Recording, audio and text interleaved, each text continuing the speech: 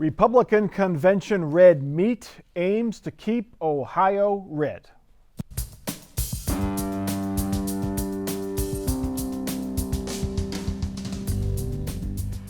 Joining us on Columbus on the Record this week, Mike Gonidakis, Republican strategist, Morgan Harper, Democratic activist, and Jeremy Pelzer, reporter for Cleveland.com, State House reporter for Cleveland.com. From the stage of the Republican National Convention, also known as the South Lawn of the White House, President Trump made his case for 4 more years, largely by demonizing his opponent. If the left gains power, they will demolish the suburbs, confiscate your guns, and appoint justices who will wipe away your Second Amendment and other constitutional freedoms. Biden is a Trojan horse for socialism. Now, to be clear, Biden does not support confiscating guns or wiping away the right to own a gun. The president's speech capped the 4-day, mostly virtual convention, which featured plenty of heated rhetoric to fire up the base and, they hope, scare moderates into voting against the Democrats. Mike Gonidakis, you're a proud resident of a Columbus suburb, a nice suburb, very active in your community. Do you think Joe Biden is going to demolish your suburb if he's elected? I don't think he'll personally do it, but the policies and the people that put him in office, Mike, could lead to that. Of course, you know, we see what's happening in Kenosha, Wisconsin, Portland, and New York City, and the big cities run by Democrats. And I'll tell you, it scares us. It scares suburban moms, my wife, and our neighbors here in the community for which we live. But I think what the president did last night and what we did all week was we balanced the realities of what we're seeing in our cities. And all you have to do is turn on the TV every night, unfortunately, to see that, versus what the president will do if reelected. And he casts no doubt who the law and order candidate is, and that's him, Donald Trump. And that's what suburban moms, regardless of what they say at their wine and cheese parties on Thursday nights, they're going to go to that voting booth, look over their left and right shoulder and pull the lever for President Trump because they want to be safe. Now, that would be a good argument if he was the challenger, but is he not the president of the United States now while all of these, as you call them, violent protests are occurring? Yes, he is, but he's not the mayor of Columbus, Cleveland, Cincinnati, New York City, or Portland. And there's a constitution, and he can't just go in without being asked to bring in the federal troops. And Kenosha, Wisconsin asked him to do it. 2 straight days now of safety and safe streets. We haven't seen the shootings that happened before. So the president can't just walk in. You know, he has to be asked to come in to bring the federal troops in. Morgan Harper, what was your takeaway from the Republican convention? Well, I think we need to take a step back here because, I mean, to your point, Mike, Trump is running for re-election as president. And there are certain things that I also hope suburban moms would be focused on, like the health of the people around them. So for example, let's look at his management of the coronavirus pandemic and the lies that he's really telling in the convention. This is another important point. It's hard to have a good conversation about the issues if we're not even getting clear facts from the president. He claimed during the convention, his remarks, that he has managed the coronavirus pandemic better than anyone else on the planet, other countries. And in fact, there are 100 countries that have actually had lower death rates than the US with the coronavirus pandemic. So until we can get the president to actually tell real information, it's hard to say what or he will or will not do because he won't tell us the truth. Jeremy Pelzer, trying to break the tie here objectively. How are suburbs around Columbus, let's just use those as an example, or suburbs in Ohio, how are they viewing what they saw this past week with the GOP convention and then the Democratic convention the week before?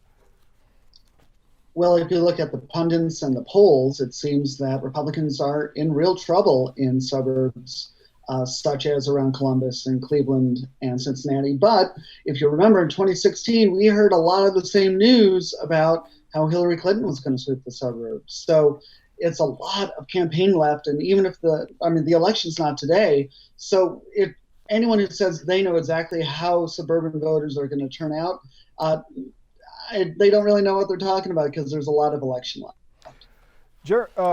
Michael Gonidakis, you know, there were a lot of racial justice protests in the suburbs. Hilliard had them, Dublin, Upper Arlington, New Albany, Westerville.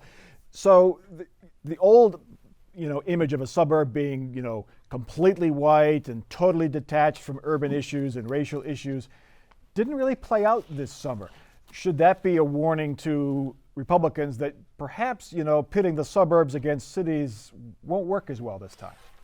No, I think we should rejoice because I drove by most of the ones in Hilliard and Dublin this summer, and you're absolutely right. They did take place, and they were, guess what, Mike? They were peaceful. And we should continue to protest any racial injustice peacefully and do it the way Dr. Martin Luther King taught us how to do it. But what we're seeing on TV with the looting, rioting, and the murders, that's what's turning us off. And unfortunately, it's taken away from the focus of the issue, which should be racial injustice happening in our country. I mean, to be fair, most of the protests, even in the urban areas, have been peaceful. There have been incidents of looting and confrontations and violence, but most of them have been peaceful. They've been loud and pretty aggressive in their protests. But most of there have been store destructions and broken windows and some violence and some injuries, but mostly have been peaceful. Morgan Harper, I want to get your perspective as a progressive Democrat. You were a Biden supporter, I'm guessing, or on that progressive wing of the Democratic Party. What does the last 2 weeks conventions, do they make you more likely to vote for Joe Biden?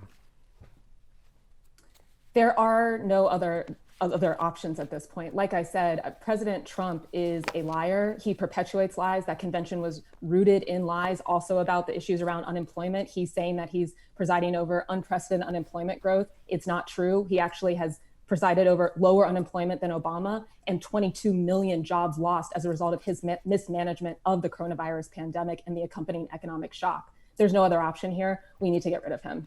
One of the things that you and other progressive Democrats in the protest have said is we need to defund the police. Some people have said we need to even abolish the police. And that became a cudgel that the Republicans were beating Joe Biden with, even though he does not favor complete defunding of the police. Did you give the Republicans and Donald Trump a weapon by calling for, quote, defunding the police? What people are calling for is an end to police killing folks, Black people that they claim they're trying to apprehend. That is something that I would believe all of us as Americans would want to see come to an end, the basic respect for human life. And that is something that I believe Joe Biden does stand for. Jeremy Pelzer, one thing that struck me is there were not a whole lot of establishment, quote, establishment Republicans speaking at the convention, the GOP convention. Let me take, for example, our governor, Mike DeWine, a Republican who supports President Trump in a swing state, has a 70% or above approval rating. He did not speak at the Republican National Convention. That doesn't seem to make sense in normal times. Well, I don't think anyone would dispute we are not living in normal times. First of all, you have the coronavirus pandemic that prevented a lot of Republicans like Mike DeWine from even going to the convention in the first place, whether they're speaking or not. And then you have to look at 2016. Well, obviously, DeWine is not as vocally opposed to Donald Trump as his predecessor, John Kasich, was, but a whole lot of establishment Republicans didn't show up to that convention either. George W. Bush, Mitt Romney, etc. And so you have, and look who's president of the United States right now. It's Donald Trump. So I think while you don't have establishment Republicans showing up partially because of Donald Trump, partially because of coronavirus, that didn't make a difference before, and I don't think it's really necessarily going to make a difference this time around either. Mike Gonidakis, as we have seen every Tuesday and Thursday, Mike DeWine can give a statement from a remote location on his using a television camera. Do you think he was not invited to speak at the convention, or he decided that he had other things he had to take care of and declined an invitation to speak at the convention? I have no knowledge one way or another. I'm not sure. I agree with everything Jeremy said. At the end of the day, look, in 2018, when Mike was running for governor, he needed Donald Trump to come in the Monday before the election, and there was a big rally in Cleveland that helped him get over the hump. I believe Donald Trump's going to need Mike DeWine, at some point here between now and Election Day, whether it's virtually. We're not doing rallies anymore, of course, for our health and safety, but I think they need each other. And I think they're going to, Mike DeWine does not say anything negative about the president and vice versa. In fact, President Trump says glowing things about Mike DeWine's leadership here, and deservedly so. So, we're not the party of the establishment anymore. We the Bushes of the world, and and the elites are, we're a party of the people, and those elites didn't show up, and quite frankly, they weren't invited. Morgan Harper, are progressives enthused after these weeks? I mean, you said there's no other choice besides Joe Biden for you personally. Are your federal progressives far left of the Democratic Party, younger Democrats, are they as enthused as Donald Trump supporters are enthused? Because they're enthused. I think everyone that I know is looking forward to moving beyond the Trump administration. And we have to do whatever we can to get rid of a president who is rooted in lies. Take, for example, Mike, that he is not an elite. He is a multi-millionaire. And how we've come to not define that as elite is a question I will never understand. But no, we need to get rid of a president who is doing whatever he can to hold on to power, disregard the rule of law, and get back to having a functional government. All right, we still have 2 months to go before Election Day and a month before early voting begins, but hundreds of thousands of Ohioans already want their ballots. The Gannett newspaper's survey of Ohio's county boards of elections indicates 400,000 voters have already requested mail-in ballots. Obviously, an unprecedented number in these unprecedented times. Ohio election officials predict up to half of Ohio's ballots could arrive by mail or drop box. We'll get to that in a moment. Morgan Harper, how convinced are you that the voting by mail process we're going to go through in this November is going to be fine, be okay? One, anyone who's saying that there's rampant fraud with vote by mail is also spreading falsehoods. But what a lot of the lawsuits are getting at is that there are things that we can do that are very straightforward to facilitate people's ability to vote and also continue to protect their health during the pandemic. Drop boxes is one way to do that. Other places, other states are doing it. Hate to be the one to mention the state up north, but that is happening in Michigan. They're expanding the availability of drop boxes for the ballot. And so that's something that we should be doing as well. And really, it's concurrent with federal guidance that says you need to have one drop box per every 15 to 20,000 voters. Franklin County's already had over 40,000 requests for absentee ballots. Jeremy Pelzer, what's the latest at the State House in the boards of elections on the drop boxes, applying, making it easier to apply for an absentee or early ballot? What's the latest at the State House and the policymaking front? Well, I should say, first of all, drop boxes are, when you actually go to drop off your absentee ballot in person. And right now, state law makes it that you can only do it at one site per county at your local board of election. Now, Frank LaRose has been sued by the Ohio Democratic Party to allow multiple drop boxes. LaRose says you can't do that without the legislature. Democrats say you can. And that's an ongoing lawsuit right there. There's no appetite in the legislature to allow multiple drop boxes, certainly not before the election. And frankly, even if, time's running out because these ballots are going out people can start voting in a little more than 5 weeks. So we're kind of running out of time here. Mike Onidakis, President Trump has said he fears fraud, widespread fraud with mail-in voting. I think we haven't seen it in the many states that have mail-in voting. What are your thoughts on mail-in voting, and should we have more of these boxes around Franklin County, the other counties in Ohio, to make it easier for folks to drop off their ballots? Not to say, Mike, let's keep in mind that very few states have as flexible voting opportunities as Ohio. We have 28 days. Most blue states only have 8 or 9 early voting days, and we've passed these laws. They've been on the books. They work. There are issues about just mass mailing actual ballots versus absentee voting, which we do. It is safe, and Frank LaRose and Secretary of State before him ensure that. Absentee ballots, great. I'm doing it. My wife's doing it. I'm sure everyone here is doing it as well. But here's the thing. There's this pesky thing called the Ohio Revised Code, and David Pepper, in his short-sightedness, forgets to read it, even though he's a lawyer. So Frank LaRose only has the authority that the legislature gives him. And the law that they're citing only allowed him to do drop boxes for the primary because we were in the heat of the pandemic. So right now, Frank LaRose is violating state law by putting one drop box in every county. This Franklin County judge could say, hey, Frank, there's no drop boxes. So we could lose the 88 drop boxes that Frank LaRose had because David Pepper forgot to read the law. Now, I hope the judge doesn't do that, but the judge does not have the authority to write state law. He's a judge. He's not the legislature or the governor. So that lawsuit's going nowhere, and I fear it could actually take away the one drop box we have in each county. Short-sightedness, once again, by the Democrats. David Pepper, the Ohio Democratic chairman. Jeremy Pelzer, the argument is that the Democrats say that Frank LaRose, as the administrator of elections, can do these drop boxes. That's where the legal wrangling is. It's not really banned in the law, but it's also not really spelled out in the law, correct? Sure, and that's why there's a dispute, because it's not 100% certain. Democrats say Frank LaRose can do this by himself. LaRose says, no, I need lawmakers to step in. Lawmakers say, no, we're not going to step in. And then it's going to be up to a court to decide this, because, again, we've never had times like this that really necessitated and required the importance of drop boxes before the coronavirus. Morgan Harper, is there a problem, security issues with drop boxes? I mean, I think we all feel that mailboxes are secure and we trust it when we put a letter or a bill into a mailbox that it's going to be picked up by a delivery person and get to its destination. You know, drop boxes are a little different. Are we worried about security with these if we have too many of these boxes? No, all of this is a red herring to disenfranchise people. We can certainly install drop boxes, manage them safely, and get people's ballots to the Board of Elections. What it appears unclear whether we'll be able to do is have a functioning postal service by the time we get to the end of the Trump administration. But I have every faith in our ability as a state to effectively execute drop boxes for mail-in voting. All right, we shall see.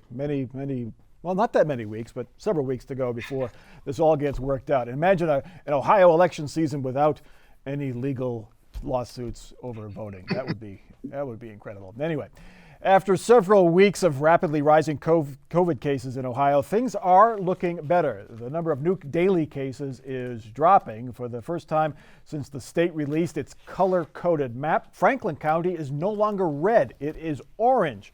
So instead of having a very high exposure in spread of the coronavirus, Franklin County has just increased exposure and spread. DeWine credits mask mandates he and local officials imposed. That was really the break point where we started to see the use of masks go up dramatically. And when that use of masks went up dramatically, where you're getting 90% or so, we started seeing a slowdown and then starting to come down in the number of cases. Jeremy Pelzer, kind of makes you wonder where we would be if Mike DeWine had stuck with his original mask mandate back at the end of April. But do we have solid evidence that mask wearing, more widespread mask wearing, is the reason why we're seeing a drop in daily new cases? Well, statistically, there is definitely a correlation. Since the mask mandate went into effect July 23rd, there's only been 3 counties in Ohio where the rate of coronavirus has gone up. And right now, we have week to week, we had 76 counties that have not seen an escalation or a change in coronavirus, and that's better than in the past too. So the numbers show that since July 23rd, I haven't. You can say it's correlation, causation, but at the very least, fewer people are getting sick than they were prior to the mask mandate. Mike Onadakis, I mean, we all want the economy back. We want to get back to work, want to get back to school. But again, if he had stuck with that mask mandate back in the late April when he first made it, then reversed it the next day, would we not have been in a much better position than we are now? It's hard to say, Mike. I mean, shoulda, woulda, coulda. There's no playbook. There's nothing to look back and say, well, the previous governor during the pandemic did this. We know because we haven't had it since 1918, thank God. But at the end of the day, I think it's a correlation of social distancing. I think that's the most important thing. Not having 20,000 people in an arena or 3,000 people at an event. I think that plays a bigger factor, and I think people are being smarter. Kudos to the Buckeyes, to Ohioans for taking this serious. The numbers speak for themselves, and we got to continue to do it until. I don't know if we're ever going to eradicate it, but until we find the vaccine. So I don't think blaming Mike DeWine or saying he should have done this. We didn't know, and we were in uncharted territory. But we're here now. It's a good thing. Morgan Harper, the bottom line is Mike DeWine did impose a statewide mandate. He left it up to local communities first. They took his lead. Many communities did, including Columbus, imposed mask mandates. Cleveland, Cincinnati, Toledo, other big cities did as well. He deserves some credit for that, and perhaps for this decline in new cases every day. Sure. But we should note that, one, we haven't had federal leadership on this issue. The RNC convention was another example of that, a large mass gathering where most people did not have masks, actually, despite the guidance and the evidence that suggests that masks are working. And two, Mike DeWine, like other leaders across this country, including the president, had a head start with the experiences that were happening in other countries to control the virus and the spread. So we knew what it took to get it done. Mike DeWine was unfortunately placating a base that does not care about protecting other people or protecting our state. And I'm glad that he got back on the right course in mandating masks, but it's unfortunate that it took so long. Mike Gonidakis, has the thinking changed even among the farthest right conservatives that maybe, masks are a good idea as we've learned more about this disease? Is there less of a reluctance and more of a willingness to say, we should do this even though I may not want to wear it personally? I think you hit the nail on the head, Mike. Look, we're changing our way of life dramatically, and we were doing it at a rapid speed, and it just took people, Americans that enjoy their freedom, time to get there. And I would say, generally speaking, most people get it now, and especially parents. I'm a parent, and if it gets my kids 5 days back in school, I'll wear a mask to bed at night, whatever it takes to get my kids 5 days a week in school. So nothing's more important than our kids back in school, K through 12, all schools. So I think you're seeing a great thawing of the objections to masks. In many school districts in central Ohio, and I assume in other parts of the state where the level has gone from red to orange here in Franklin County, they are starting to change their reopening plans and more students are getting back into the classroom. Let's get to our final topic. At best, it has a 4 in 99 chance of succeeding, but 4 members of the Ohio House have filed articles of impeachment against Governor DeWine. Reps John Becker, Candace Keller, Nino Vitale, and Paul Zeltwanger say DeWine should be removed from office because of his stay-at-home orders during the COVID pandemic. DeWine says he's trying to save lives, keep the economy going, and based on his grin, he lacks concern. If there are others in the legislature who want to spend their time on the drawing up resolutions and filing articles, look, it's a free country. If that's how they want to spend their time, I would just say to them, have at it. Jeremy Pelzer, I wouldn't call this a movement, more like a twitch, perhaps, of the legislature. Why are they doing this? They have no shot of winning. Well, it's probably inevitable because you've had reluctance and just a lot of Ohio lawmakers, especially House Republicans, and by a lot I mean more than 4, really resist Mike DeWine's coronavirus response. They've seen it as dictatorial, heavy-handed, and they've actually passed a number of bills to rein in his power.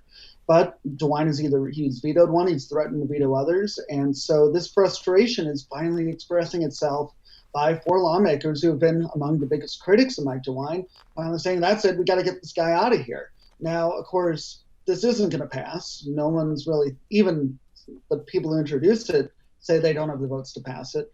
But this is more, nailing the theses on the church door, so to speak, about, hey, we need to do something about this, and we need to get it out there. Mike Gonidakis, where does Mike DeWine stand with his own party in Ohio? We mentioned earlier he has a 70+% approval rating overall, but people on the far right don't like him. Does he? Yeah, if you go to, I'm sorry, I apologize. No. If you go to certain parts of Western Ohio and Southwestern Ohio, that's deeply red, German Catholics all up and down 75, you're going to see some people that are upset with the governor. They don't live in big cities like Cleveland, Columbus, Cincinnati, and they don't have the riots. They live in rural settings and they're under these orders. So that's why they have it. I'm not agreeing with them, I'm just saying that's where their mindset is. And so there is a percentage of conservatives that are very upset. And let's face it, though, at the end of the day, we don't want to run our government via executive order, regardless of who the governor is. We want to have a legislature, a judicial branch, and the governor and the executive branch. That's the way we should be running our government. So at some point, we have to get back to using the constitutional system we have. During a pandemic, I get it. But that frustration comes from more of the rural setting as opposed to the urban, suburban settings like Franklin County and the collar counties around us, Union, Madison, and so on and so forth. Real quickly, Mike, any chance he faces a primary? We got a ways to go before he runs again, if he runs again, but any chance? 100% chance. He'll have a primary, but that primary opponent won't be successful, of course, but he'll have a primary. You think it'll be any predictions of who it might be? This is just a guess. I have no inside information, but probably Jim Renacci. Yeah, that's what I would guess. Anyway, it's time for other predictions. Our off-the-record final parting shots, and we will start with Morgan Harper. Yeah, just everybody's got to get out to vote, and looking forward to the folks in charge making that as easy as possible.